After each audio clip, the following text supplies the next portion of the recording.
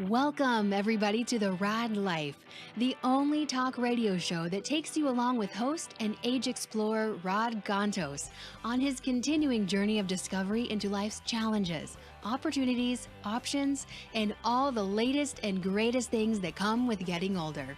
The Raad Life is brought to you this week by Your Home for a Lifetime, a company dedicated to empowering you to stay safely, independently, and comfortably in your own home. And now here is your host, Rod Gantos. Wow. You know, there are days that we're just more challenged around here, aren't we? I walk in here and Paul, hey, Paul, we ready to go? Yeah. No, we're not ready to go. Yeah. Why aren't we ready to go? I don't know. We're trying to figure it out. I'm trying to figure it out. We were playing some other stuff just to test it. People were like, what? The show started, then it didn't? And I don't know if I can do a show yeah. at a radio station that has it together. You wouldn't know what to do. You'd walk in and be all set. I don't know. Maybe it appeals to my. Well, first of all, though, you'd have to be on time at a real radio station. Ooh. I'm sorry. Were you ready for me today? No. Uh-huh. No, I wasn't. Okay, so All right. So And you knew that coming in when you arrived 3 minutes before the show. You before the show, right? So, Okay. as I tell people, I may be late, but I'm never slow. Okay. but you know, challenges. Every Challenges. business has challenges. Obviously, Yeah. OC Talk Radio business model has challenges Has too. challenges, yeah. Right? We're challenged these days. You're- Yeah. you're We got challenged? challenges. Yeah, can I just basically just compliment you on your color palette today? Do you like this? Yes. I mean, the two go together. I thought the lizard goes with the cargo shorts. why don't you stand up in front of the camera, Paul? I think I'll pass on that one. For anybody who's been listening to this show long enough, that you know that basically I have this ongoing joke with Paul that, you know, anytime he basically veers away from his typical wardrobe selections, I am just kind of like thrown. It's warm out No, today. it's not. It's warm enough. I thought You're ready to like. I'm ready to hang out. You're ready for Yeah. the weekend. I'm ready. I'm party. Let's go. Yeah. But the traditional signature, I'm going Cargo- to party car- with your guest because we're both 64 here. the signature cargo. He just told me he's 64. Will you let me get that out, please? No, I'm trying to change the subject. Hold on while I get this out. Okay. Soon to It's be an old 64. reference for Oh, everybody. soon to be. Okay. I'm soon to be 65. So you're a kid. The signature Roberts cargo shorts won't let this go, are on full display today, ladies and gentlemen. Yeah. If you could only see what I can With see. a Is it Sedona, Arizona? What is it? Sedona. Whoa, like that color. It was a dead giveaway. I Paul. went to Sedona and they have this like red earth. Somebody that they went to dye Sedona everything. and all I got was this T-shirt. Yeah. That's pretty much what I'm looking at, ladies and That's gentlemen. But the point is, The point is, we are challenged at OC Talk Radio. we're eating popcorn Right. today. And the person, if you guys are watching us on YouTube, you realize that my guest actually immediately jumped in with a solution to our lack of resources of this kettle corn that's sitting on the table because neither one of us actually had lunch. Okay, and so this is our lunch. So Yeah. thank you, Paul Roberts, for providing lunch. Also, Always, nothing but the best. he did also though refuse to give me any of his pretzel sticks. Well, there's a limit to love. Because it's all about resources Limit and to love, availability Right. and capacity, right? Paul is like, what the heck is going on? See, I'm going to bring it back around because my guest is basically a problem solver. He is a hired gun. I tried to get Paul to actually do some gunslinging music, but that didn't work. And basically, gentleman in front of me, Bruce, my buddy Bruce, a fellow.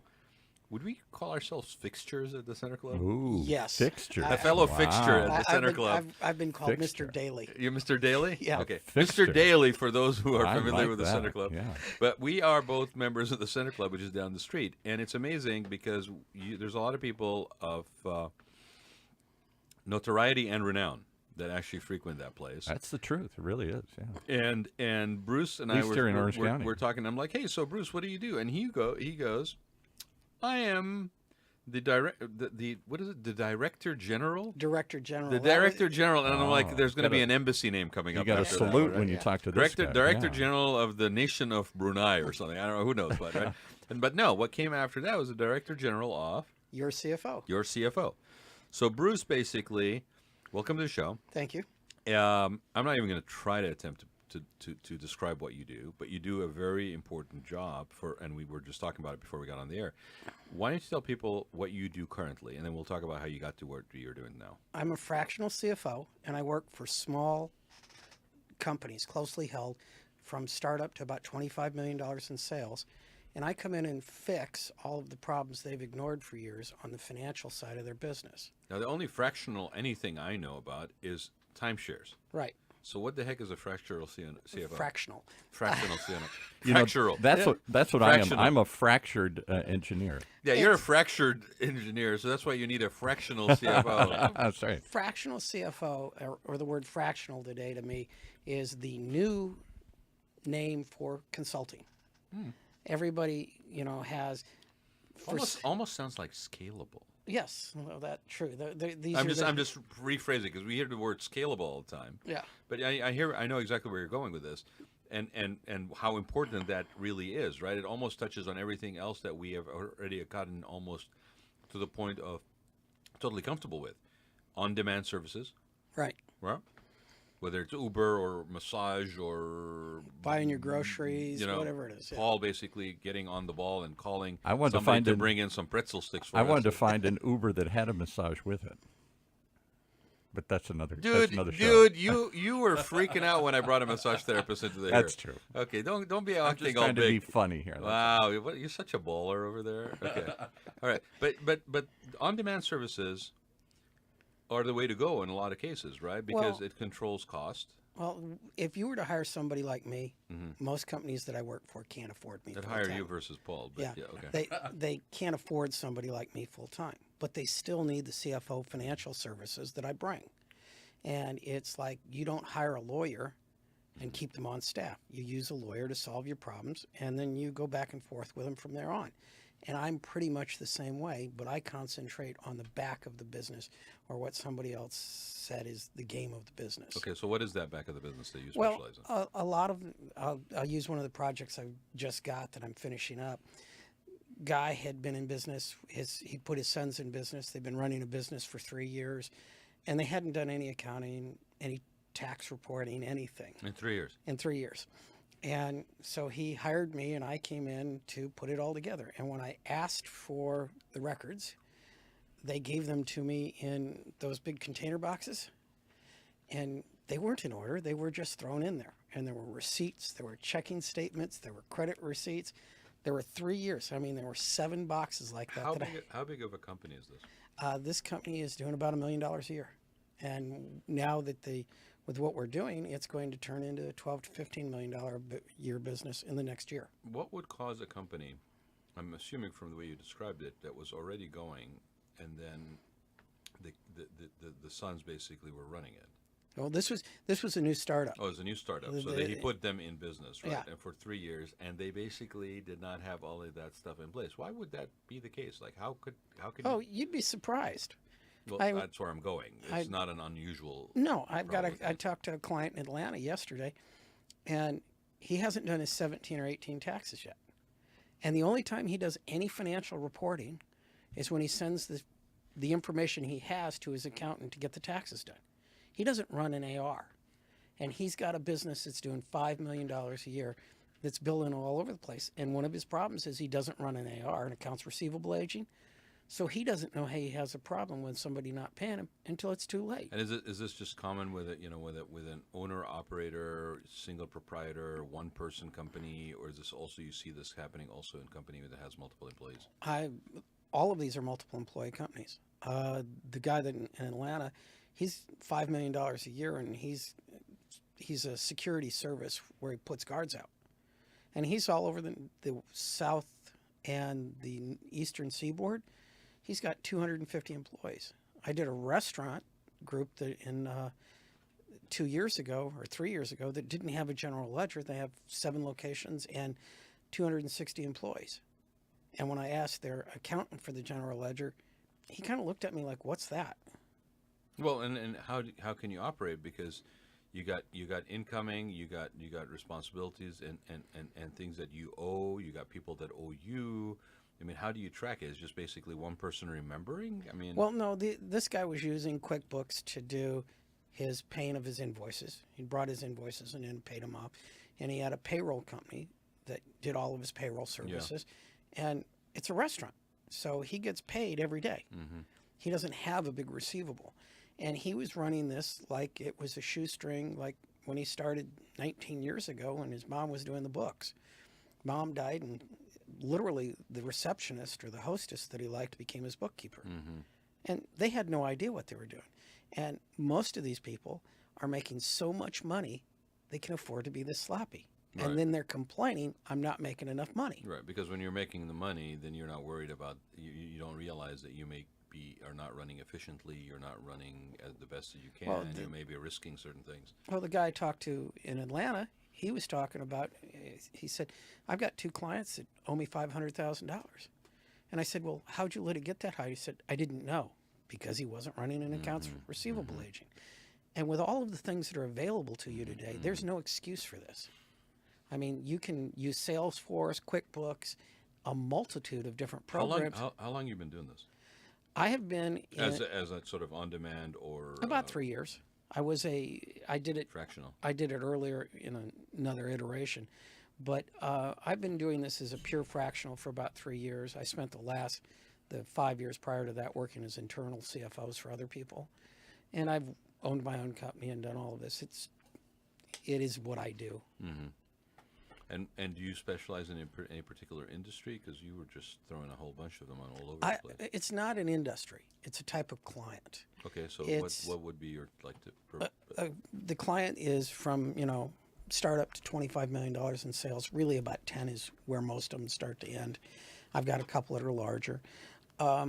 People that are running a business and they've been growing it for years, and they're saying, I've got this great business, I'm paying all my bills, I'm having a great time, and nobody will lend me any money. Why? And it's because they're not reporting. They're not doing the things right. Yeah, you don't have the paperwork to basically justify you. Yeah, and the thing that I like to talk about is we all know about Watson, the great intelligent computer. Well, everybody in the finance world is moving closer and closer to using something like Watson to make their decisions. So if you don't have your paperwork and your information in order to present it, Watson's going to decline you.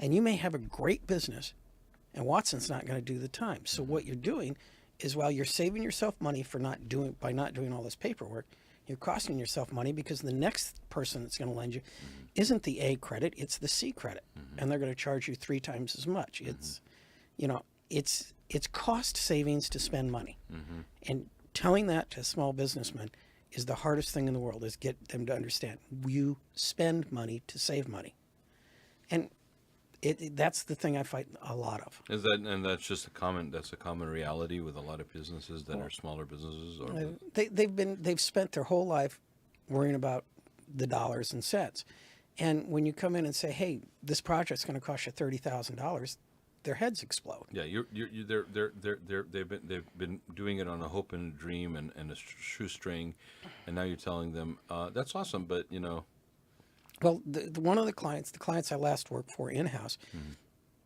he had 7 restaurants, he had all of these things, and when we were through, his financials, everything he had done, he was now a bankable credit, and he had never been a bankable credit before. And we turned him around, we got him all cleaned up, and he's in a much better place for building where he wants to go with his life. Because everything he had done before that was, well, I'll borrow money from my friend. I'll borrow money from the most expensive guy in the world. And now he's doing something different. He's in a better place. So is it Bruce, is it just not knowing any better? Is it, I mean, you obviously encounter a lot of people. Can you distill it to a couple of repetitive mistakes or repetitive mindsets that people... Accounting's not important. That's the first thing you hear. Okay. I only need to worry about that at year end when I report my taxes. Okay. And that's not true. What's important is to grow your business. You can stay at this size, a small little company, for the rest of your life and run it out of a checkbook. But if you want to go from having 5 employees to having 500, you've got to be doing these things. Right. And I just did a transaction that I'm in the middle of closing up right now, that they had never done third-party reporting. They'd never had a CPA come in and do the reporting. Nice little company. They're growing by leaps and bounds. And I said, this is what we need to do. We did a 2-year comparative financial with a good CPA, and it was brutal on them because they said, well, we don't ever have to think about all of this. And when it was through, they're now saying, I do this every year. And I don't have to tell them that. They got to the end of, well, I didn't know I was doing this. I didn't know I was doing this. And that's what you hire a third-party firm for, is somebody to look at what you're doing besides your people. So what makes you want to do this in a fractional approach versus, for example, working in-house? I don't like the politics of working for somebody else. Everybody, when you work inside the company, you have to deal with all of their problems. Sure. Anybody who's worked any kind of corporate And told you that. and I don't fit there. I am very much a lone wolf. I like working on my own, and I like. To me, being a CFO is you're going to complete a project, they're going to fire you. So let's just approach it like I'm going to complete this project and then I'll go on to the next one. And Yeah, you're managing your own expectations. Right. And theirs. Well, but the other side of it is it gives me the freedom to look at somebody and say, I know what my biggest problem is. It's you. And I don't there's that independence. I don't have to worry about it. Yeah. You're not internal. You haven't drank the Kool-Aid. You haven't kissed the ring. I'm not worried about being fired. Yeah. Well, actually, to be honest, I think anybody who's smart, who's bringing you in, that independence of thought, that ability to basically transcend the internal culture of the organization and bring in a perspective from the outside is probably smart for what they're paying for. Right. Anyway, like to bring you in and then just basically to get to be conforming is almost like defeats the whole purpose of why you were brought in. Well, think about it this way. You run in a small company, or I go into this small company and they're hiring me to be their CFO full time. Problem is mom's doing the books. Mom has no accounting background, and I walk in with all of this information, and I've got to fire mom, or I've got to find a way to deal with mom that they don't want me to do. Whereas a fractional, it's here's what we need to do, and it becomes. It's not us, Mom, that want to get you out of the position of what you've been doing. It's this guy. Yeah. That's on the outside that just came in, and we're paying him. So like. Well, and the thing is part of what I do though is taking mom out and asking her if she enjoys what she's doing. Right. Yeah, you're right, because mom may not be enjoying what she's doing. She may be doing it out of responsibility or sense of necessity. Mom hates it. 9 out of 10 times you get that person that's in that position, mom, brother, sister, wife, and they're doing all this work. And it's like, do you like what you're doing? No, I hate it because I don't understand it. Well, let me show you how to do it cheaper and give you a supervisory role where you understand what you're doing. I'll give you a perfect example that just happened to me recently that is not on the financial side, but I think it's interesting because there's some parallels to it. Not unusual when you're talking about a family-owned business. You're not and family-owned businesses could be massive and still be family-owned, right? I have a client that basically I've been working with, and we have been proposing certain things for the repositioning of their business visually, or their place of business, and we ended up basically going through a bunch of stuff. And I knew early on that the person I was connecting with is one of the decision makers, but actually his mom also carries a lot of weight in what she needs to do. So we went through a presentation, one layer of presentation, then we had to kind of go back and do another layer of presentation, and I realized that this is now going to be what we need to do, right? So I wasn't trying to out anybody out of the sequence or anything, right? But what was interesting is and everything was working fine. We're just making sure that those people that needed to approve were given the opportunity to approve, and that we took the time to explain to them why we're doing what we were doing, and blah, blah, blah. Okay, all right. What was interesting is we are in the process, and we are now like halfway through the process. And we had a particular item that we needed to decide on whether we go with this particular material or that particular material. And we went through 3 days where basically the material had been approved. Then the material was approved by other people, to where I got a text message one night saying, well, 80% of the people approve, like it, 20% don't. And I'm like, what people are we talking about now, right? But because the operation of the business, beyond just the ownership, is so closely knit, they opened up the decision and review and asked opinions of every single person that they basically have been working with or is part of their quote-unquote extended family, though they're not blood, okay, for their input. So what they ended up doing is bringing in the old cliche of too many cooks in the kitchen. And I had to basically actually say that. I said, design by committee usually ends up to a diluted, watered down nothing. Well, do you know what a camel Generic. is? A what? Do you know what a camel is?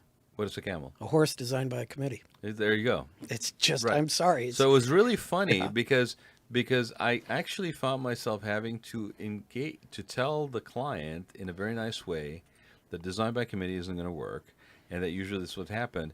And what was interesting was the reaction back, because within their own cultural dynamic, they had been doing this thing in such a way for so long that nobody had ever basically questioned the fact that this is actually efficient.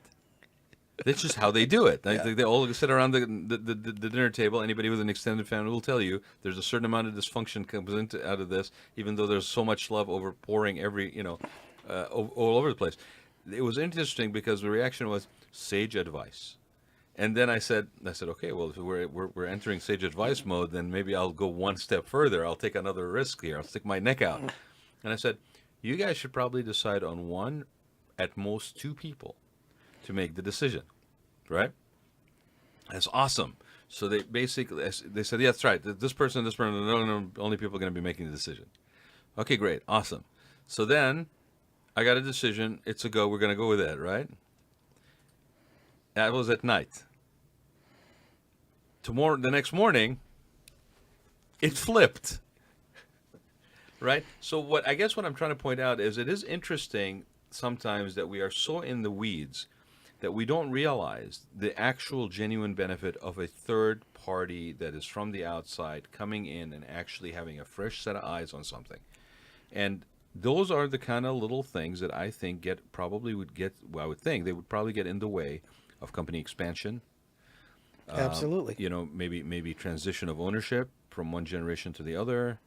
You know what? I'm going to have my son run it now, but I'm basically showing up every day, even though I'm not taking any decisions. But everybody who's basically been working with me for the last 20 years still sees me every day, and I'm basically saying that leadership is now in the next generation.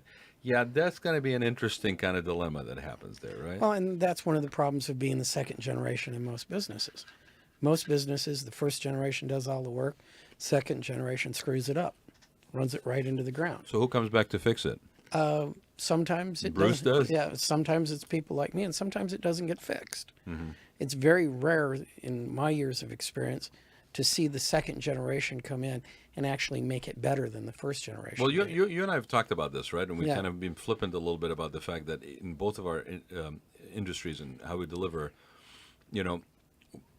at this point in our lives, we have no qualm telling people, good people spend good money on what I've been saying. Good people spend good money on bad consultancy every day. How do we know? Because they call us to fix it, right? Right. Well, and it's my mantra that I tell people about. Uh-huh.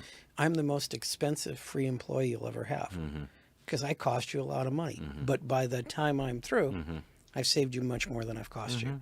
And I only have one client that I don't think I've done that for.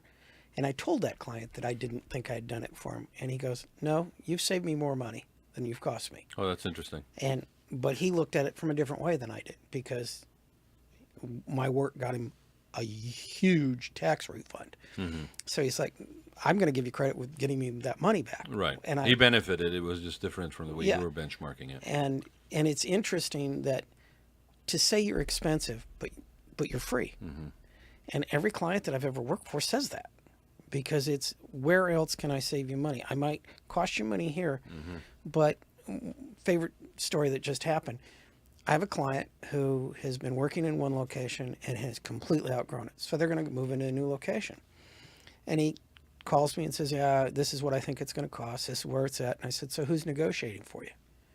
And he said, well, I'm negotiating with the owner of the building. I said, no, you're not. You're going to call my buddy who's somebody I know and work with, who's a commercial realtor who has whatever that initial is at the end of his name, and he'll take care of it for you. And he goes, well, I can't afford that.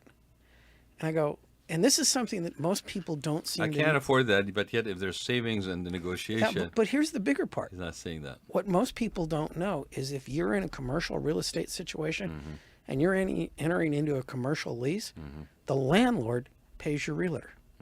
It's completely free to you to hire that realtor to come in there. That particular transaction, the guy thought, well, I might get $15,000 worth of build out and I might get a month's free rent. He got 2 months worth of free rent, $40,000 worth of build out, and then 2 months later down the road, I think. I'm not sure what it all is, but he saved more money than I'm ever going to cost him in just that negotiation. And that's the thing that it's not, I'm brilliant. I've just done it before. I've seen this before. You know what to ask for. I would say they're probably more efficient, right? Too, as far as time used to get from point A to point B. Right. It's like if I worked with you, you know how to do the flooring and the furniture and make it all work together. I don't. Right. And it's more efficient to let you do your job than me get in there and try to figure out how to do it. No, it's true. It's very true. And I think also duration of time of doing something and expertise in it. There are efficiencies that we bring to the table that basically are due to the fact that we've been doing it so long. That there are certain paths that you don't even go down because you already know This is a waste of time. it's a waste of time. Well, And you're willing to tell somebody who looks like he's going off the cliff, your call to go off the cliff there, Thelma and Louise, but basically, there's a cliff there. right. And it's also, how often does this business owner restructure his business? Once in his lifetime. If he's really bad, twice. I restructure businesses 5-6 times a year. Yeah. How many times does he interview CPAs and make sure his CPA is doing the right report? Once. I do it all the time. What about the payroll company? What about all of these people that work for you that you hire not knowing what you should know to ask? Well, I know these people. And it's like, you're ready to go to a bank and borrow money, Mr. Customer. How many times have you done that? And I know the bank. The better part is I play poker with one of the bankers. So I'm talking to people on a different level than they ever will. I mean, the worst thing you can do as a business owner is to convince yourself that you know something about something you don't know anything about. Isn't that true about everything, though? But I mean, I'm thinking, I'm just flashing on multiple examples in my head where basically decisions are being made from some weird combination of reasons that have nothing to do with the actual basis. Like, you don't know. Well, Yet you can't tell yourself you don't know. You can't tell anybody else you don't know. And you're making decisions that are going to come back and hurt you. Well, it's like I have a quote that I use all the time. And if you hear me say it, it means I screwed up. And it's, gee, that seemed like a good idea at the time. And that means I screwed up. My favorite one when you're talking to a business owner is, it's the way I've always done it. Well, you're where you're at because it's the way you've always done it. Change is hard for the human being. The way we're wired is that we're actually the antithesis is change. But the problem is we need change to grow. So you have to be uncomfortable to grow. You have to get outside of your little circle and your zone. And the way we've always done it is exactly the reason to find a new way to do it. If that's what you say, you should be looking at it and say, well, if that's the way I've always done it, is there a better way? And especially today, there are so many systems and places to replace people and to bring costs under control. I mean, one of the things is, and I'm going to put a plug in for somebody else here, you're doing invoices and all of that. Why aren't you on bills.com? All of the bills go into the system, you approve them, you get all of the stuff, and it goes off and gets paid. You don't have to go through every invoice and enter it. You don't have to do all of this. And you've improved your control, and you've improved your efficiencies. If you're still mailing out checks to pay bills, really? Why? Yeah. It's so much more efficient to hit a button and it's gone. And I mean, that's the changes that we're at a point that it's getting easier and easier to do more and more. Well, and while it's getting easier and easier to do more, every single business at whatever scale it is facing more and more sophisticated competition. Right. More and more costs of operating. Oh, in California? Right. Yeah. And so your efficiencies, and because of that, the margins are smaller and smaller. So unless you are basically in one of those industries or one of those markets that you have so much incoming that you don't have to worry until it stops incoming, basically. Right. You are faced with genuine real time, not like I got to make a business plan basically for the next 5 years. Yes, but you're basically having to calibrate, adjust, and fine tune almost on a daily basis. Absolutely. And your awareness level has to be reflective of the ability to do that. And so if you're not operating like that, it is only a matter of time because before somebody eats away at your market share, eats away at your clients, provides alternative, more efficient ways to basically or convenient ways for them to basically contract with somebody else. Yeah. Well, and the other problem Regardless of industry. I think that's just that's the reality of life these days. But the other problem that we're seeing right now, a lot of, is we've had an upwardly mobile economy for 9 years, 8 years. It's unheard of that this economy has gone as long as it has. And everybody's going, it's going to keep going. Well, I'm 63, and I've heard people say it's going to keep going right before it dove off the cliff four times in my life. You know what I find very funny? Because I agree with you, and I think I've said it, and people call me a bear at this point or whatever, but I've said, we'll be lucky if we come out of the summer without a turn down. Okay, the only reason that it will be shored up for 2020 is because somebody in the federal government will do everything and pull every trick known to man to make sure that the economy does not become a factor of the next incoming election. And as much as that is the case, I will still say, I'm going to put $5 on the table right now, okay, that if we survive through the summer before an economic downturn, or at least the beginning signs of an economic downturn, because you start reading certain things, and when you have the building permits pulled on multi-unit developments in San Diego go to half the number of permits that were pulled last year. There's Okay. an indicator. There's an indicator. When you have somebody who basically tracks the hospitality industry and they do benchmarks, measure a very creative benchmark actually, which is the number of defaults on car loans in the state of California, which is a very car necessary economy, okay, and culture. When you start seeing an increase in people defaulting on their car loans, which is like, take my child, but I'm not giving up my car, right? Right. Then there's something going on. And I'm not trying to be a pessimist or like a sky is falling guy, but I'm saying is, to your point, we have had such a ride that to be delusional that there is not going to be some sort of corrective benchmark, right? I don't care what's driving that. It's delusional. Well, but we have not fixed the problems that created the last one. Oh, we don't fix problems, Bruce. You We know kick that, the right? We can. kick the can Can down the road. If yes. you don't believe me, look at the homeless situation in Orange County. Total abdication of leadership at the Board of Supervisors level until they got their hands and their backside spanked by a judge. Yeah, it's And then all of a sudden it's like, oh, wait, there's money to be made in this industry called homeless. Let's just all now get into it. I mean, there is, remember when you were growing up and somebody says to you, if you don't care of the problem that you're facing today, it's not going to go away. It's likely to become a bigger problem. Well, it's the dragon that lives underneath the bed. You're by not feeding it, you're feeding it. I used it to toast my bread, basically, Yeah. but that's a different story Right. altogether.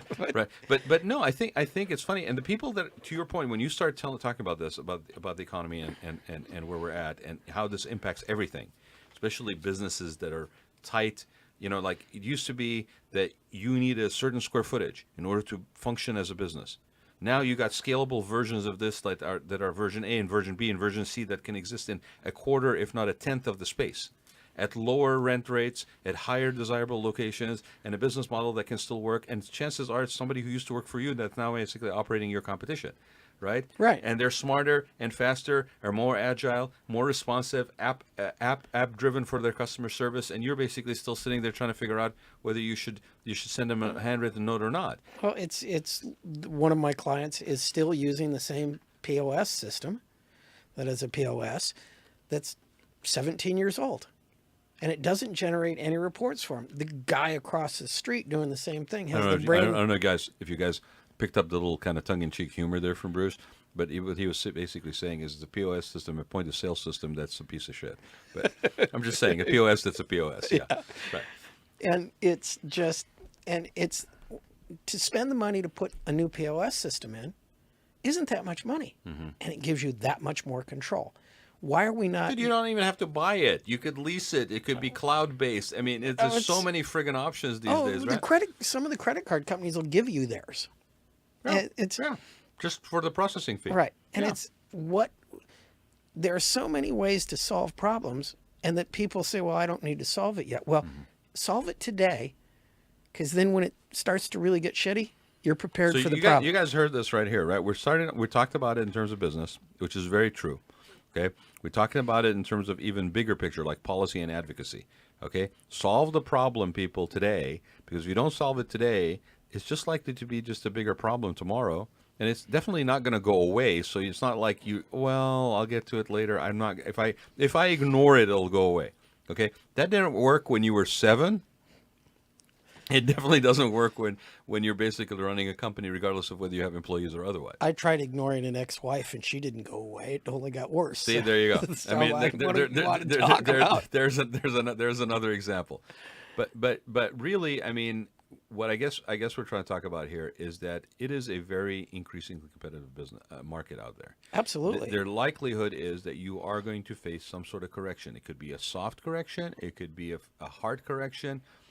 Anybody who's telling you they can forecast, I will tell you, as a former economics a student and degree holder, that kind of forecasting ain't forecasting. That's backcasting. That's using data from the past to try to predict what's going to happen in the future. There's always variables at play. Okay, we have an election year. We have insecurity, a sense of insecurity. Okay, we have uncertainty. We have a large population of seniors that are basically all took a hit on their 401ks and their pensions when the economy turned last time, that are now working longer. The age of employment or retirement, I should say, is going to go up out of necessity now. Look at the average age of a worker at McDonald's. What It's is the average age of a worker? I don't know what it is, but it's over doubled, because it used to be 17, 18. Right, and now easily people in their 20s and 30s. Right, and if you go into or older. if you go into the average McDonald's, chances are there are 3 or 4 people our age or older who are running the cash registers, being up front, and those people are staying in the workforce longer, and they have to, and that's a problem, because to me, McDonald's was an entry-level job. Well, grandma's got the job. What's grandson going to do for his entry level? Because grandma needs that job to sustain her Medicare, to support her other stuff, and if she can get a company to basically carry her medical, she's getting a little bit better. Yeah, we have kicked the can down the road on so many things for a whole range of reasons, and if we operated things a little bit more with the understanding that it is smart to have good advice, it's smart to have a support system, whether it is temporary, fractional, or more in-house long-term, that we are doing ourselves a favor, reaching out and asking for that support, whether it's your company that you're operating, and if you think you can't afford to have an executive wing of services, there's everything from SCORE to people like Bruce, to people that can bring that wealth of information and knowledge, and basically are not looking to get into your company on this pretense and then basically trying to feather it in a nest as a job. They're there to do a task. They're a hired gun to do this. It's an on-demand service. Okay, you don't hire a taxi company and or you don't you go buy a taxi company so that you can take a taxi to go to the airport. You call the taxi to use for when you want to go to the airport, right? Right. Now we have Uber. Now we have layers of service through Uber. On-demand services are now becoming multi-tiered. Well, Ford has changed their name. They're no longer a car manufacturer. What is Ford now? They're a transportation company. There you go. And their whole thing is to be a transportation solution. Kodak is not a camera company anymore. Yeah, right? They film. Go buy film and try. Film. Where do you process film these days? I don't know. So it's, and the other thing that's interesting that I want to put a plug in about here is, if somebody owns a company and they've been doing great for 20 years, do they have a succession plan? What happens if? I mean, I used to be a lender. No, they're like Rapunzel in the tower, Bruce. They're going to be stuck in there spinning that friggin' wheel until they fall out of the tower. But the other side of it is the risk they're putting on everybody else. I have a really weird story. Yeah. I do a big cabinet maker. I do all of his financing. He's got a whole bunch of equipment. Know him, nice guy. He's 40 years old. He's got a 38-year-old wife and a couple teenagers, and he's going great. No plan about where this is going to go. And he's, leased all of his equipment. He's doing great. He goes out and runs into a tree skiing, kills himself. That event destroyed his entire family. We had to help his family liquidate a company that was huge because there was he had no succession plan, nobody who could step in. In-N-Out went through this years ago when their plane went down.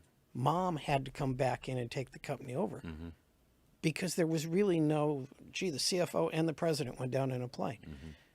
That succession plan is something that you should be thinking about all of the time. What happens, I was always told a good boss has two people behind them that can replace them right now. Makes it easier for them to get promoted, but it also makes it easier should something happen for the business to go forward. I mean, we're sitting in a room right now that basically is a business that was basically, I would totally call it an encore career for you, Paul. Right? Yeah. I'm listening with eager ears to this whole discussion. Half of what he described is me here. Yeah, it's you, and you basically don't have any succession plan. Who wears the cargo shorts if Paul Roberts is not around? I've thought about that. People have said, "What else?" And I don't know. My daughter doesn't want to do it. My wife doesn't know how to do it. If I ran into a tree skiing, which is why I don't ski. That would be probably as odd as me seeing you in a sport coat, but that's it. All of those things. I don't have good accounting. I don't have good. I'd run it out of a checkbook. I do everything he listed. You could just substitute my face in front of it here. And yet, and I've asked this question on the air before, and he has answered it. It took me about 3 years to have the gut to ask it, right? But I asked him. I said, "How are you doing?" Because this is not what he did before. Right. Paul basically repped a couple of brands, right? A couple of companies. I did that, and I did PR for years. And then basically found himself, at the point of where either he had to do something or his wife was going to kick him out of the house or something, after he lost his accounts. And he comes in and does this, right? Paul, you can answer the question. You know what I'm going to ask. How has this been for you financially? I make more money, have more fun, and feel like I'm cool and relevant and on the cutting edge again here. And interesting enough, one of the things that came up before is this idea of what comes next. Yep. When I started this, I was just thinking, can I get it going? I wasn't thinking about where does it go or how does it grow or what happens to it next. How long ago was that, Paul? It was 6 years ago. Okay, so you're coming on the latter end of a decade of basically being in business. Yeah, right. A business So I it's a didn't even know perfect existed. example right here where we're sitting, Yeah. Bruce, right? Well, did you plan on doing what you're doing right now when you got out of school? No, it's his fault. I walked in here and he basically said, "Would you like to do a show?" But that's the thing. You can have a plan Yeah, when you're 18 or 25 or even 40 yeah. or 50, and something can change that plan. Very much so. Life happens when you make plans. Yeah, right? life plans don't mean anything. Don't mean anything. In fact, I think life has a sort of a really twisted karmic sense of humor that when you make plans and you really hold on to them, is that when really it basically sets out to disrupt you. That's deja vu. Yeah. No, I heard you say that before. Yeah. It's very true. No, it's very true because I think as much as making plans, and there are people that basically live by chapter and verse and color coding on a piece of paper and numbering and list of agenda items and to-do lists and all this stuff and the little color tabs. I mean, there's a whole industry built for those people. Color tabs. Those are called obsessive ODD. Okay, they're ODD. They're not OCD. They're ODDs, right? Well, but that being said, I am the exact opposite. So I've actually learned to appreciate some things and take the rest of it and throw it out the window. Well, but you got to be open. I'm a control freak. Okay, I'm a chef. What I do, I'm a control freak. Okay. Yeah, I admit it. My ex-wife used to cuss at me for that. But here's the thing. This is going to get deep now. Okay. But here's the thing. No, I know where it's going. Yeah. I knew enough to know that I can't control everything. Oh, so a control freak learned to surrender. Yeah. Wow. So there are certain things I can't control. This is what I can I mean, control. that alone is grounds for hiring you. Okay, well, thanks. I agree. But if you're someone that's the opposite of a control freak, there are still things you control. Oh yeah, no. Listen, at the end of the day, it's not just only control; it's also accountability. It's personal engagement, right? It's not abdicating responsibility. There's a whole bunch of layers of that. But it is really funny that we're talking about Paul in this particular case. Is he set up a company?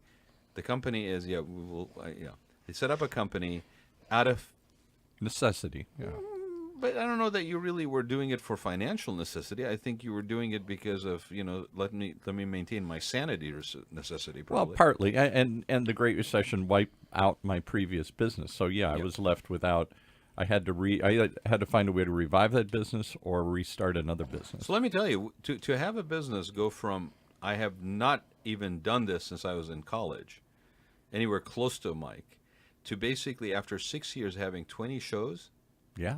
That is a pretty strong success story. Thanks. But to do it in cargo shorts, I mean, that's another layer. That's another whole thing. But it's true, because my expertise, I think this is true for most small business people or entrepreneurs or whoever starts a business.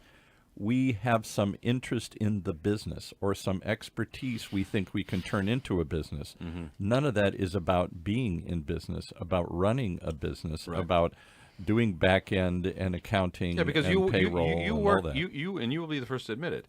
And I have to remind myself on occasion, and Bruce, you probably see this all the time too, is people work in their business.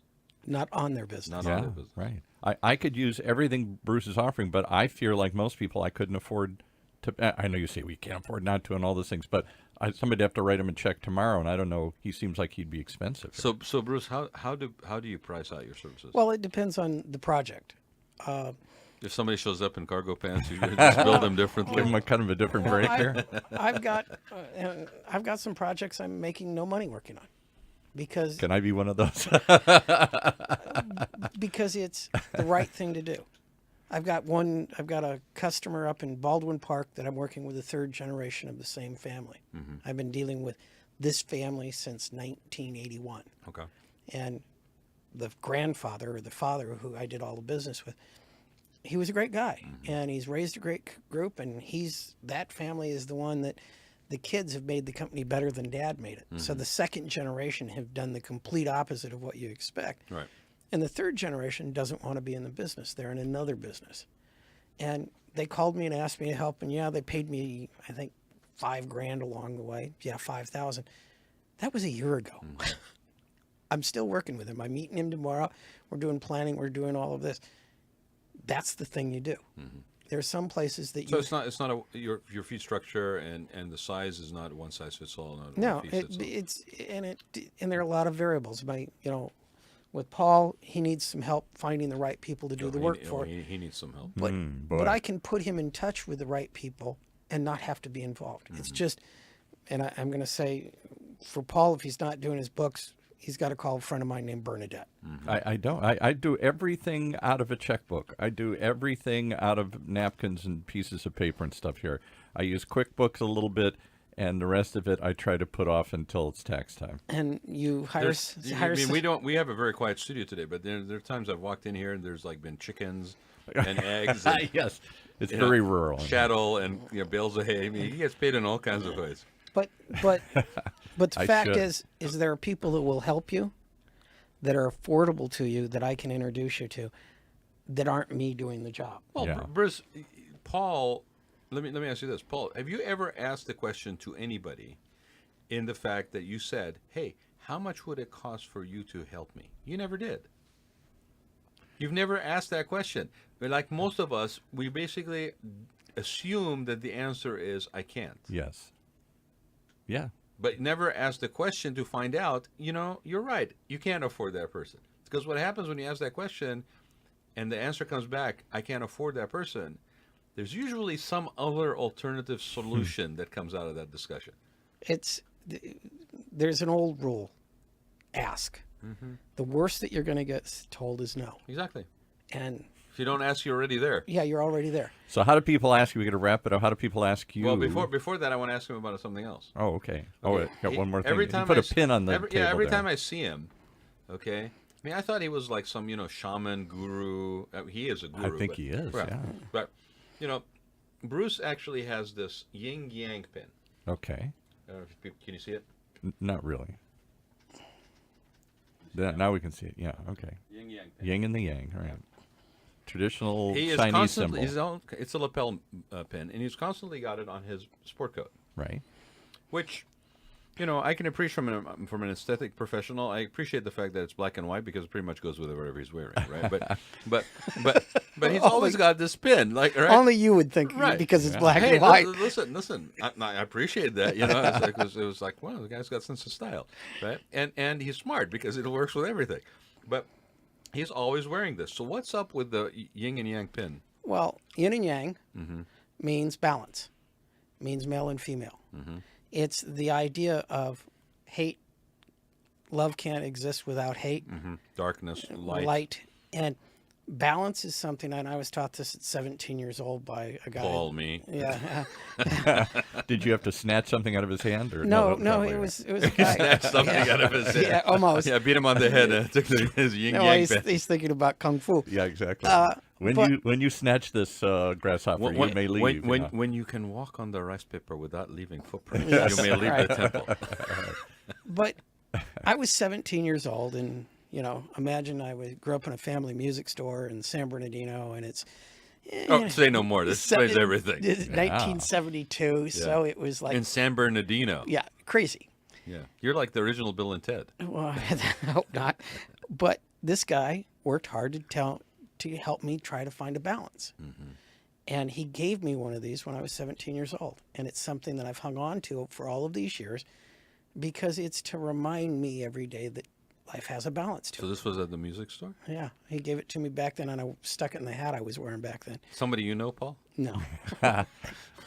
But my father used to preach the same thing over and over. He was a good Midwesterner. That's a very Midwestern philosophy, even though it's not Middle Eastern or Chinese. It is It's that idea that everything in balance, everything in proportion, everything has And the other reason I like to wear it is when you're a business owner, Paul, is your business in balance? No, it's all my business has always been. I suspect Rod's business is like this too. If he was honest, it's always in the creative side more than it is the bookkeeping side, the accounting side.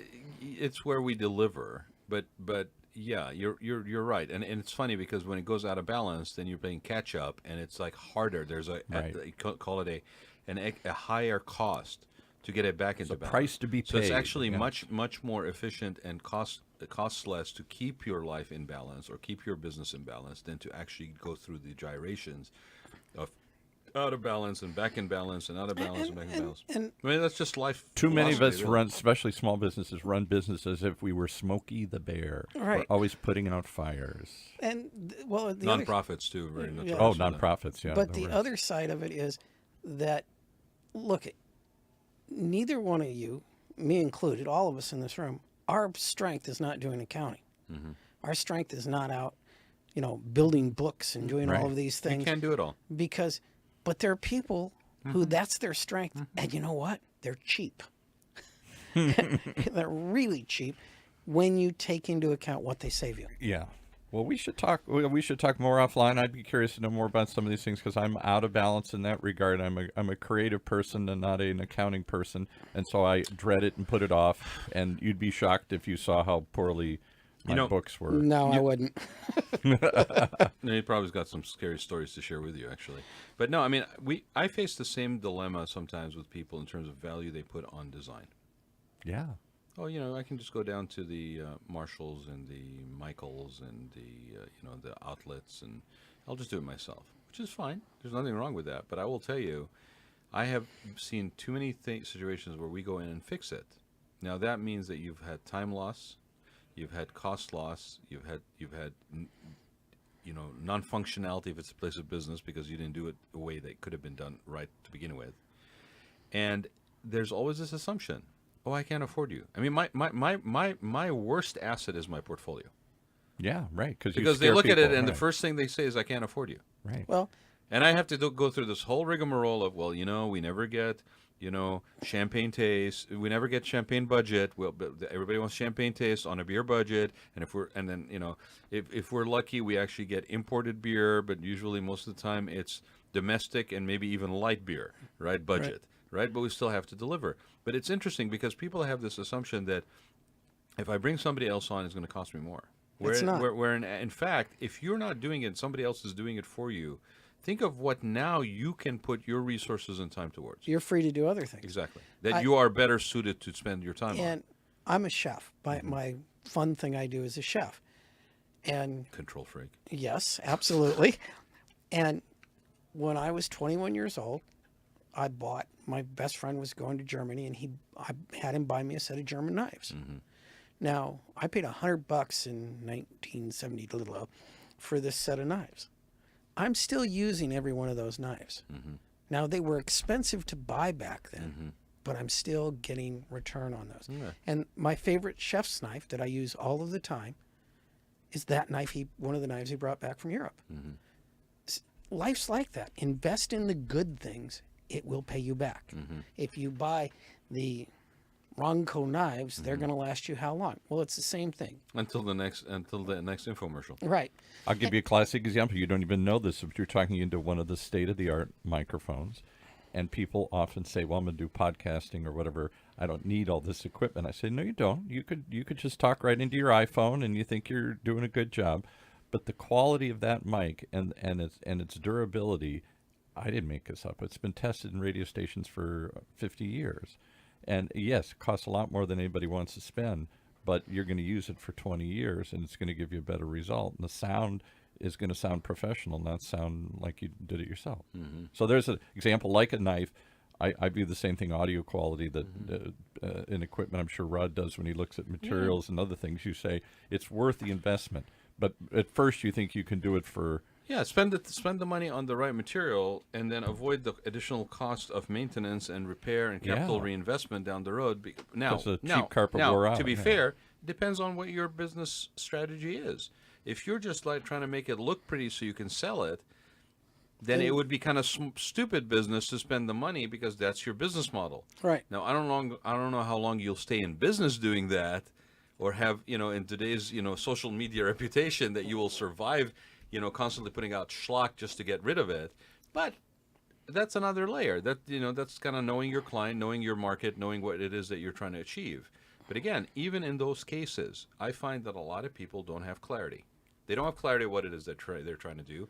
They don't have clarity of what it is that is unique about how they're doing it. And that all translates to competitiveness or lack of it, success in basically being able to build capacity. How the heck do you build capacity if you don't know what your financial statements are? Or by the way, excuse me, where do you want to be in 5 years? Don't bother me with the details. Yeah. Don't. Well, Paul, where do you want to be in 5 years? I have no idea. I have no idea. And that's a very common answer, I would think. right. So people are going to be honest. And if you own a business that's requires a lot of plant facility, why aren't you buying the plant? Why do exactly. Why do people have such a hard time basically planning things like that? Well, Are we just is it uncertainty? It's fear. Is it like a self-confidence? it's fear. I have a client, or not a client, a very good friend who teaches karate in San Dimas. And I might get grief for you saying this. He's got the best karate dojo I've ever been in, and I spent 25 years in and out of these things. And he's built this giant, wonderful dojo. And he's got a great following and a great family and all of that. The building was up for sale, and he's a third of the building. And how long has he been in the building? 5 years. Okay. And he's got to be in that building or in a building until he finishes and retires. Well, I told him buy the building. Oh, I can't. It's too much of this, and I said, no, stop. Let's look at it and buy the building. He wouldn't listen to me. Right. His assumption is not based on facts. It's just His fears. feelings. His fears. Yeah. And the fact is, he's going to teach karate for another 20 years. In 20 years, he wants to retire. What is his dojo worth? Zip. Because he walks out the door. If he'd bought the building, He would continue to basically generate money from or gee whiz, sell it to one time. or sell it one time. But it would have appreciated real estate. Right. Yep. And they don't think that way. Your business is, So when you looked at it, was it still would it have been viable for him to buy the building? it would have been slam dunk easy. But he and his wife were afraid of, I can't get that much debt. I can't do this. Mm-hmm. And what they don't realize is they have that much debt. It's called rent. Mm-hmm. I mean, so you look at these things, and look at what you're doing. Are you getting the best return for every dollar? Actually, buying the building versus renting puts you in a better defensible position to sustain your business during the downturn, because you're now not still having to come up with that rent. You're basically your own landlord. Right. And if you do it right, So I want to buy this building. I'm going to buy the office tower here. No. there's nothing wrong with that. How do people get in touch with you? That's the only thing wrong is we're going too long here. So how do people get in touch with you? This is to find really out all more? for your benefit. I know, really. I want to talk to him offline. Forget about sharing this with the world. This would be me here. I'm on LinkedIn under Bruce Braveroff. Spell it. Spell the name. B as in boy, R-A, V as in Victor, I-R-O-F-F. And if you're out there and you have the last name Braveroff and you don't talk to me, we're related. Call me. Seriously. Can't be a lot of them.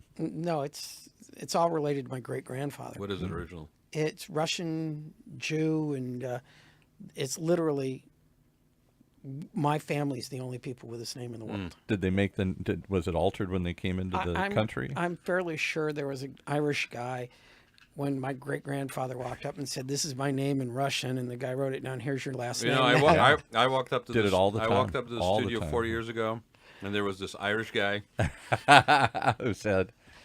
who said, "Do you want to do a show?" But So your life is never the same after. Once After you an meet an Irish- Irish person, you're screwed. Your done. family name or You're otherwise done. never the same. But that's true. It did happen a lot at Ellis Island where they couldn't spell the name and they didn't even try. They just said, here's your new name. Right. They just handed it to you. And the immigrants went, oh, okay. And they adopted this butcherized version of their real name and Never looked back. particularly Eastern Never European looked back. names, Polish, Yeah, Russian. I'm glad we were done with Ellis Island by the time I got over here, because they would have had a field day with mine. Well, they wouldn't have put two A's in Raad. Well, you know what?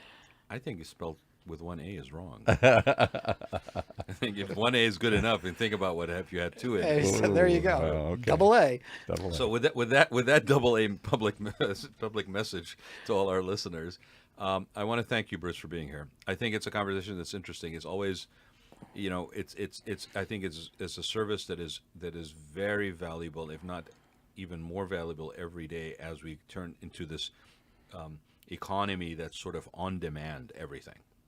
It's where we're going. Yeah, the world has changed. It's no longer a building of a certain square footage where everything happens inside the walls, and then there's a shipping deck on the back side and a front entrance.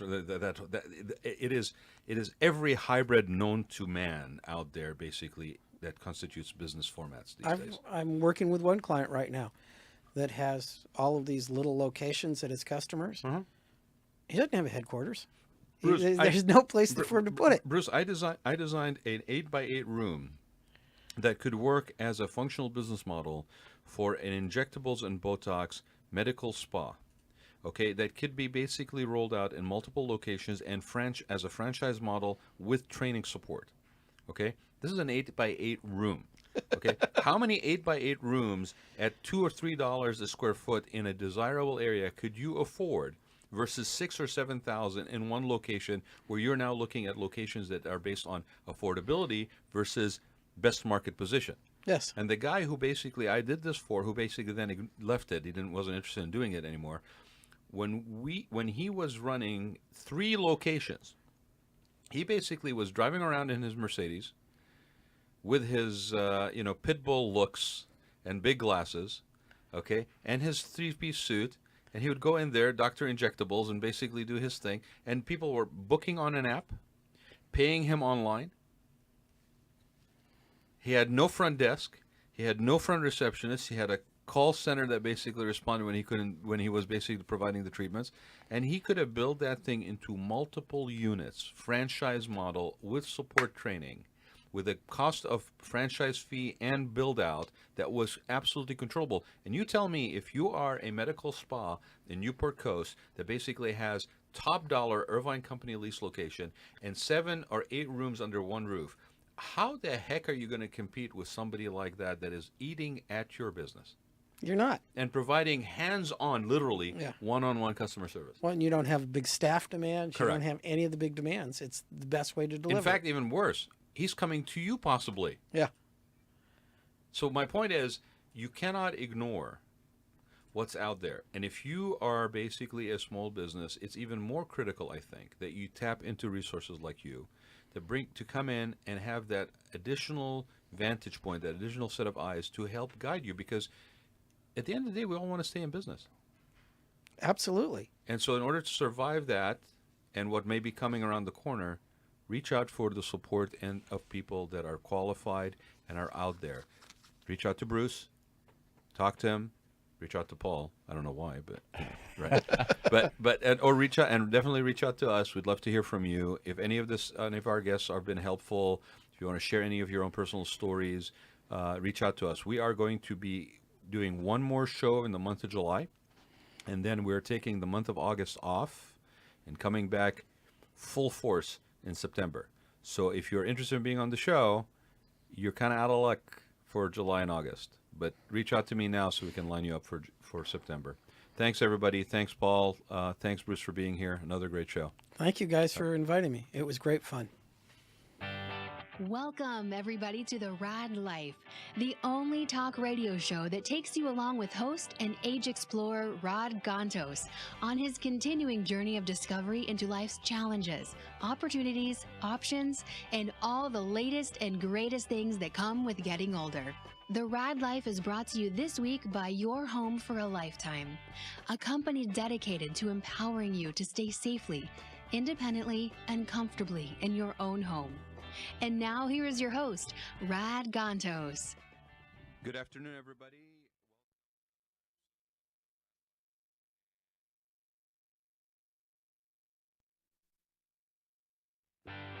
You have been listening to the Raad Life Radio Show with your host and age explorer, Rod Gantos, brought to you on the one and only octalkradio.net. Join us again next week as we continue our journey of discovery into life's challenges, opportunities, options, and all the latest and greatest things that come with getting older.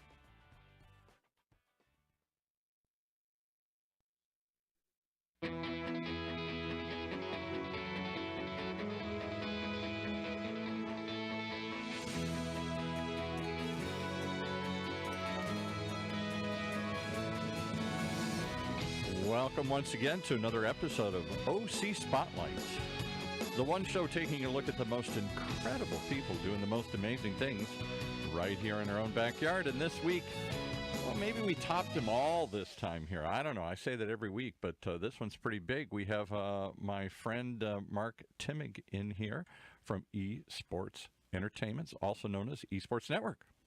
Hey, Paul, thanks for bringing me in the studio. It's always great to be here with you. We've got an incredible subject to talk about today. Esports, this is just the topic of the day here. I was telling somebody just the other day, because full disclosure, they're now syndicated on our station as well, so that we run these Esports Minute, as you've been hearing, throughout the day, and prompting people to ask me, show hosts, show guests, and show listeners, what the heck is esports? And I'm like, have you been living under a rock? This thing is huge. Tell us what it is. Yeah, that's a great comment, Paul, because not everybody is a gamer. And frankly, if you're 45 and older, you may not be a gamer, but you why are you looking at me over your in that way? Well, but you absolutely know someone, whether it's a son, a daughter, a niece, a nephew, a grandchild. My son-in-law. Yeah. Everybody knows somebody who is really excited about playing some type of online gaming, whether it's on their mobile phone or on their computer or on a workstation or anywhere console. Yeah. There are all different ways in which people can engage with online gaming, and it is a global phenomena. This is not something just in our neighborhood or our country. This is, matter of fact, in China, there are more esports gamers, if you will, than there is population in the entire United States. But how do you take the leap from people playing themselves, participating in a game, to watching others play the game? Well, that's a great question as well. People really enjoy. A good example is if you like to watch baseball, you might also like to play baseball. Yeah, that's true. So I think what people find That's me in basketball. I was never very good at playing, but I sure love watching it, and it makes me appreciate it that much more because I know how difficult what they're doing is. Yeah, it all looks easy from the stands, doesn't it? Right. Those 3-point shots, I can make that. Yeah. So I think you make an excellent point. People watch because both they're interested in the sport, but they also watch to get the tips and the tricks and how do these people actually do what they do. Yeah. And whether we can perform at the same level or not, we're interested in learning those things. And I think And we're amazed by those that can. absolutely, whether it's golf or football or basketball, any sport, including online sports. And I think But people have trouble with that. I mentioned this too. Give me that quizzical look like, why would you watch somebody play a video game? And I say, why would you watch somebody shoot a basket? Why would you watch people hit a golf ball? And they kind of go, well, yeah, I guess. But that's something in the physical realm, and I guess this is something in the online realm. But to my kids, there's no difference. Yeah, I think, fantasy, if you will, and when we enter into a game, whether it's watching a game courtside or on television, we're also entering into that game and seeing in our own imagination how we might be connected to that. We're exactly. there. I feel it. I'm shooting what he's shooting. I'm doing what he's doing or she's doing. Absolutely the case. And so one of the things that is really incredible about online gaming is there's a game for everyone. They're all different types of games that can be played. They're nature games, they're shooting games, they're mystery games and fantasy games and World of Warcraft and League of Legends and all of these things. Because that was going to be my next question here, have they decided on a set number of games? Is this only for World of Warcraft players? And I bring that one up very specifically because, folks, if you aren't aware of it, World of Warcraft, which is what, Blizzard here? Yes. Is, I believe, the largest online game in the world, or one of them. I don't know how many gazillion people participate in this game. You join in and play online with however many players are there online. And they've been doing it for a while. I think they take, is it Angel Stadium or one of those places? And they literally have these giant rallies or get-togethers or demonstrations where people play games. Maybe it's even a competition. I don't know. Absolutely. Well, there's League of Legends, which is now extremely popular, and there are many other variations of games that are coming out that people enjoy watching and participating. And yes, there are certain tournaments that can fill up entire venues, a stadium, and so on. A stadium of people watching on big screens people play a video game. Yeah, and it's really well spoken about in certain reviews that have been done, where you're playing with people that you or watching with people that you've built a community with. And one of the things that's quite interesting is, of course, the U.S. military is actually getting involved in providing gaming centers in a number of their bases, both domestically and internationally. Interesting. Because now you can have a young man or woman who joins the service, and maybe they're in Germany,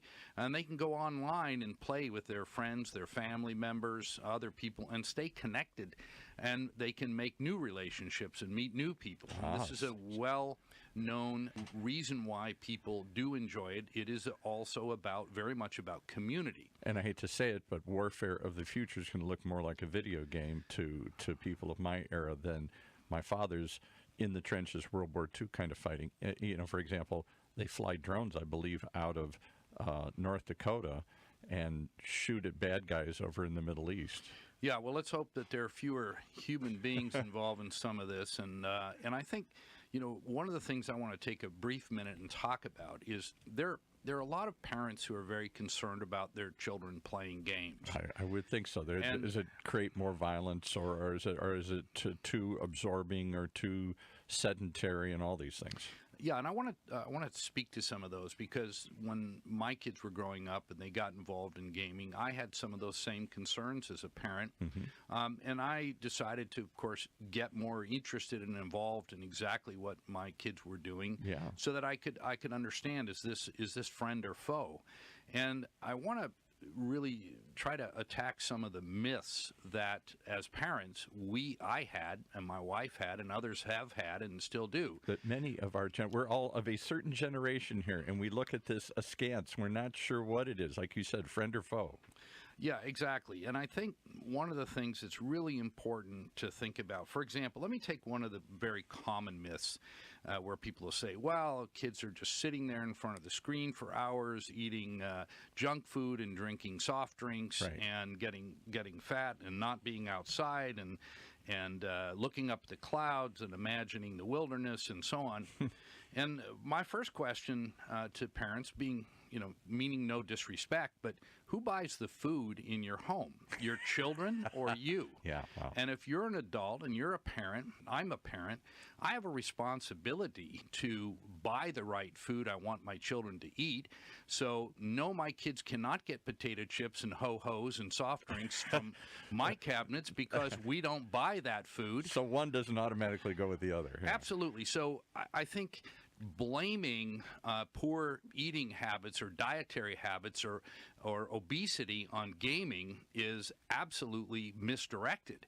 But they are sedentary, and that was my parents' objection to I was the first TV generation that came about in the 50s here, and I spent a lot of time in front of that boob tube, and a lot was written about what's that doing to my brain and what's that doing to my body here. Right, but when my kids were playing, they were snacking on grapes and apples and healthy food because my wife was very concerned about what are our kids going to grow up eating, and we didn't want kids who were obese, growing up, right, whether they participated diabetic or and not. obese. Exactly, Yeah, all of these situations. So gaming is not the that's not the reason for diabetes. Exactly.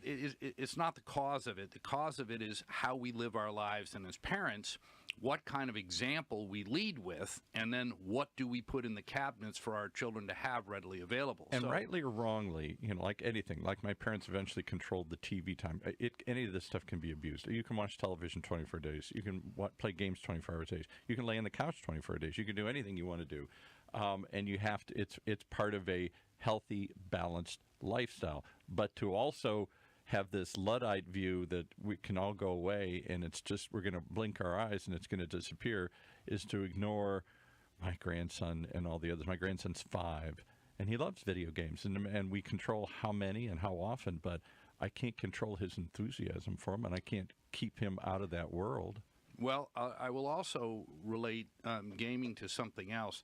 I spent a number of years in charter school education, and one of the cornerstones of what I had done in charter school education was to have built quite a number of at-risk dropout high schools that educated kids that the traditional system had decided were uneducatable. Right, that's the strength of charter schools. And in our particular model, we threw out the traditional model of educating kids because it doesn't work with dropouts, and we brought in a computer-based, self-paced learning system, which was incredibly effective. In fact, I graduated over 8,000 students while I was involved alone with full state-recognized diplomas, not GEDs. And teaching to them the way that they want to relate to. Yeah. Their level, their pace, they're in control, and we were there as educators to support them, not to stand in front of them and direct them. And I think when you empower young people who need to go at their own pace, and when they're dropout students, oftentimes they have other issues or personal problems and maybe even alcohol or drug addictions, and they may go away for 2, 3, 4, 5, 7 days and then come back. In a normal classroom situation, you're done. You're out of it. But on a computer-based, you just log back on and you're back in. Well, because that speaks to them.